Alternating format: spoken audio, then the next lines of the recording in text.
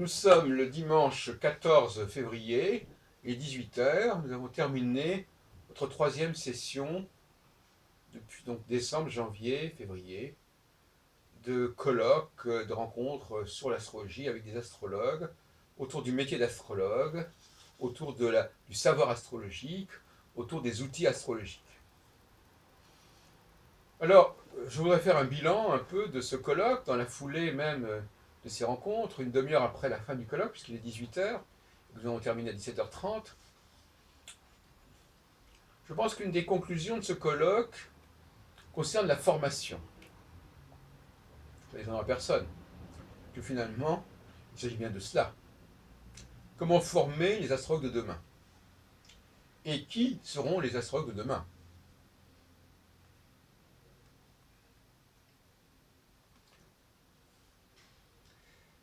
Sur ces questions, je répondrai de la façon suivante. Et je renvoie bien entendu au débat que nous avons eu, ces 6 heures environ de débat que nous avons eu ces derniers jours, qui viennent d'ailleurs s'inscrire dans tout un ensemble d'interviews que j'ai eues depuis le début du mois de février ou même depuis la fin du mois de janvier. Il est clair que ce qui m'intéresse, c'est de donner une autre image de l'astrologie que celle qu'on a donnée jusqu'à présent, en termes de transparence et en termes de formation, en termes d'ergonomie de l'outil, en termes de démocratisation de l'outil et de déprofessionnalisation de l'astrologiste quelque part.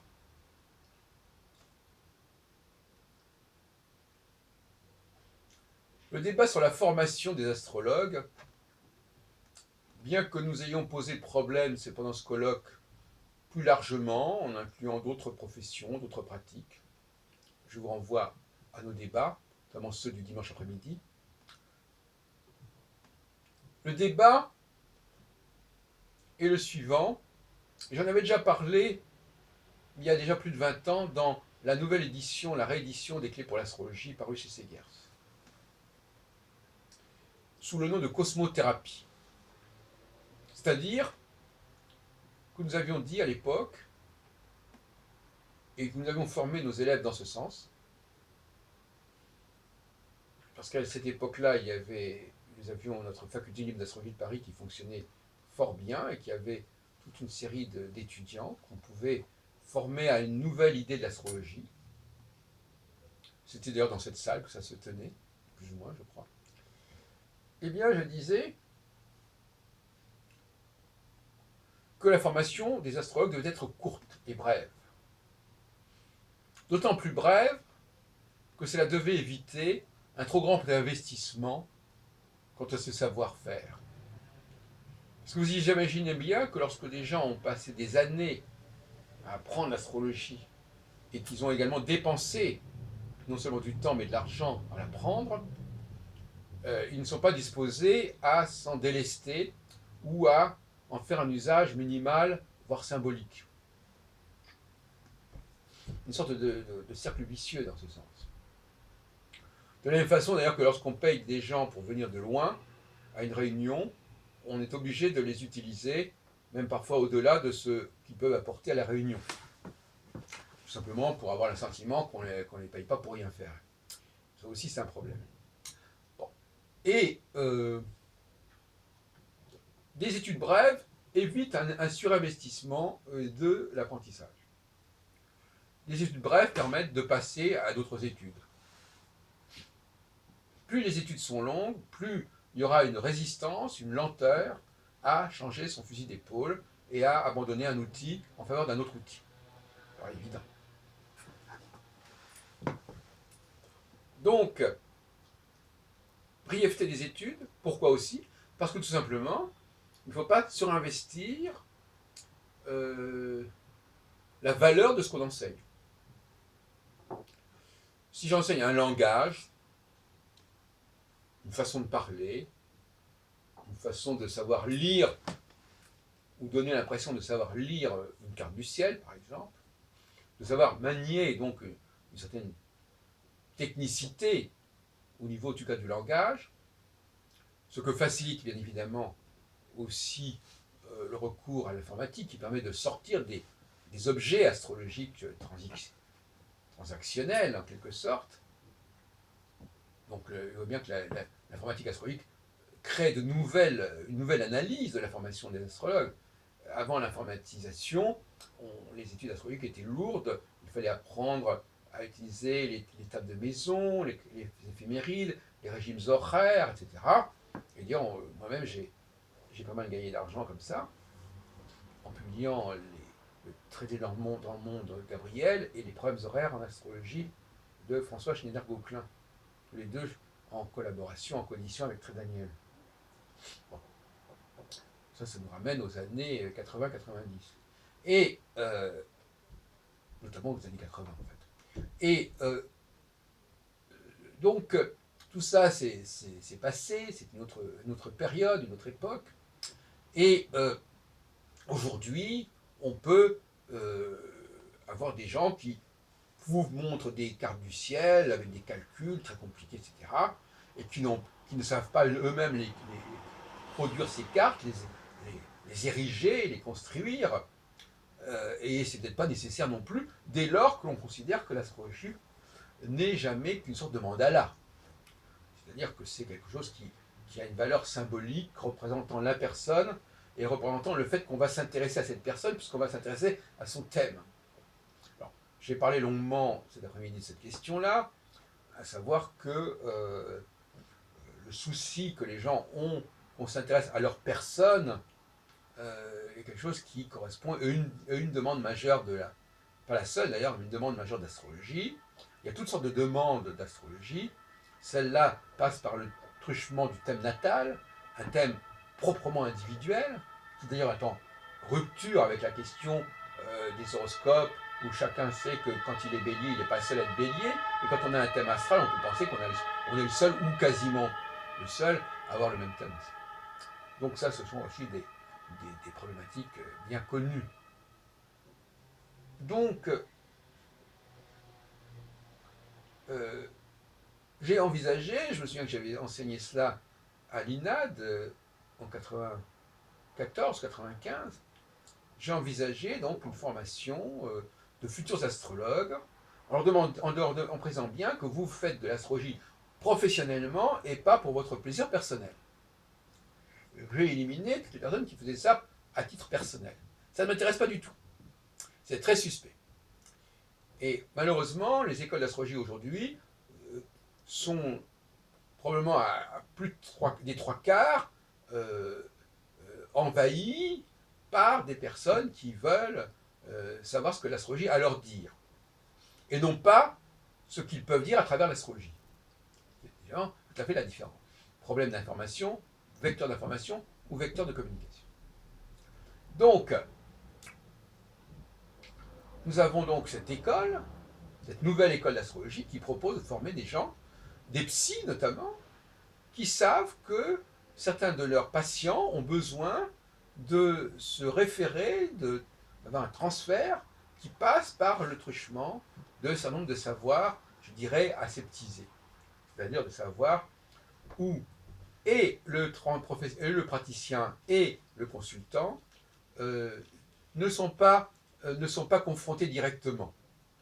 Le praticien, parce qu'il parle au nom de ses guides, ou au nom, je parle dans le cas bien sûr de la voyance, au nom de ses guides, au nom de son savoir astrologique durement gagné, ou bien le client qui sait qu'on ne parle pas de ce qu'il dit, mais de son thème, donc on passe par-dessus sa tête et on va étudier ce que dit son thème, ou si on parle de kinésiologie par exemple, ce que dit son bras, ou ce que disent ses yeux, par l'iridologie, et tutti quanti. Donc, le dialogue entre astrologie et psychologie ne peut passer que par cette façon de présenter les choses, comme un savoir subsidiaire qui peut servir à la thérapie. Thérapie correspondant à des blocages où la personne a souffert de ne pas être suffisamment respectée comme individu, d'où le thème astral, où la personne a souffert de son environnement, de son entourage, et par conséquent veut avoir affaire à des gens qui fonctionnent autrement, qui ont d'autres outils, qui ont d'autres références. Là aussi, il y a un traumatisme derrière tout cela. L'astrologie permet de repérer et de rassembler des personnes qui ont une pathologie. Et ça vaut aussi pour les praticiens, qui dans bien des cas aussi, ne sont venus à l'astrologie que parce que ça correspondait à une demande, à un besoin, et non pas dans une idée d'aider autrui. Ils veulent d'abord s'aider eux-mêmes au point de pouvoir s'imaginer qu'ils peuvent aider autrui, ce qui n'est pas tout à fait la même chose.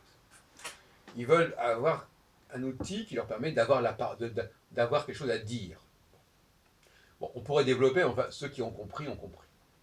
Et donc il y a cette voie-là, qui me paraît la voie d'avenir, et puis il y a la voie ancienne, VOIE, qui est celle, bien entendu, de personnes qui veulent apprendre l'astrologie, et qui croient en l'astrologie, qui veulent croire en l'astrologie, et qui veulent apprendre suffisamment pour que l'astrologie fonctionne, et ils sont prêts à passer des années à apprendre l'astrologie, jusqu'à ce que l'astrologie puisse soit parfaitement fiable, et qu'elle puisse leur permettre de tenir un discours parfaitement fiable.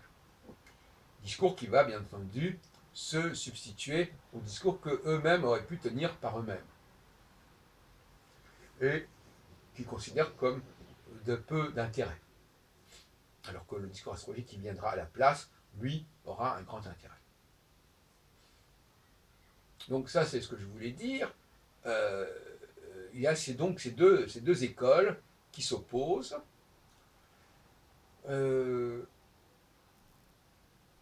Alors un autre débat que nous avons eu pendant ce colloque, c'est le débat sur l'outil lui-même. Faut-il démocratiser l'outil?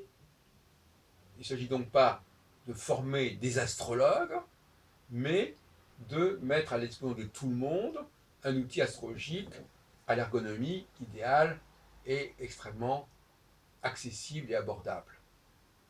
Et cela implique évidemment une simplification du modèle astrologique, de façon à ce que, à la limite, comme je l'ai dit cet après-midi, de la même façon qu'on accepte le cycle des jours et des nuits, l'alternance des jours et des nuits, l'alternance des saisons, eh bien on accepterait aussi une certaine alternance des phases, du cycle de 7 ans, de son découpage en 2 phases de 3 ans et demi. Tout ça serait accepté à telle enseigne, à tel point que l'on ne dramatiserait pas quand on passe par une phase A ou une phase B, ou quand on sort d'une phase A ou d'une phase B, parce qu'on trouverait ça tout à fait normal.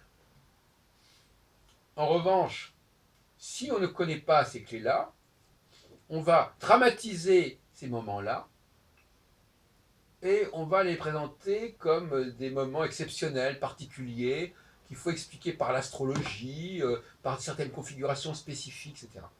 Donc là, voyez-vous, on a aussi un problème qui se pose, tout simplement. Hein, à savoir que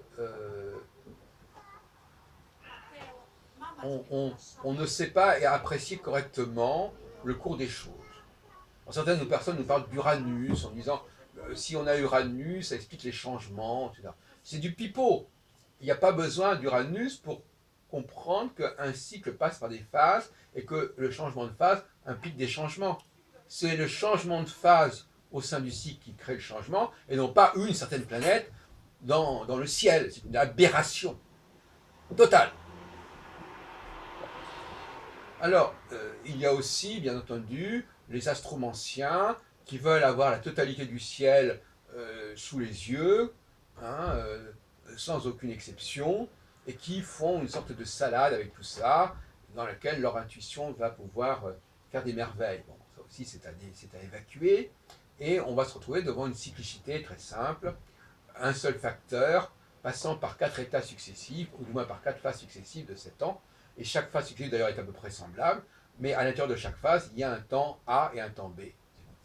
Un temps de recentrage, intériorisation, un temps d'extériorisation et de convivialité vers l'extérieur, etc. Je ne reviens pas là-dessus, tout ça a été dit et développé dans d'autres causeries. Voilà où je voulais en venir pour l'instant.